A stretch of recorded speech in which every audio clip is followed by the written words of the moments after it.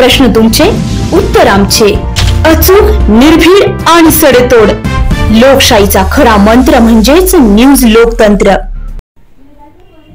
सामाजिक व राजकीय क्षेत्रात उल्लेखनीय कार्य करणारे लासलगाव येथील ग्रामपंचायत सदस्य आणि जयदत्त होळकर गटाचे अफजल शेख यांची लासलगाव ग्रामपंचायतीच्या सरपंचपदी निवड होताच फटाक्यांची आतिषबाजी करत आनंद साजरा करण्यात आला.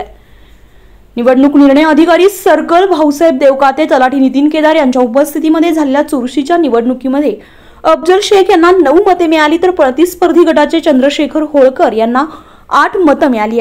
आवर्तनाप्रमाणे जयदत्त होळकर यांचा कार्यकाल संपल्यामुळे त्यांनी आपल्या सरपंच पदाचा राजीनामा दिला होता.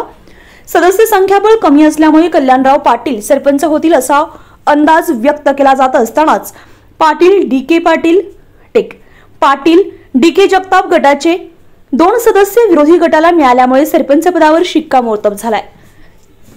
लासलगावला 1945 ते 1948 या 3 वर्षाच्या कालावधीसाठी चांदखा पठाण तर त्यानंतर 1950 पर्यंत मोहम्मद दादा मियाँ शेख सरपंच होते.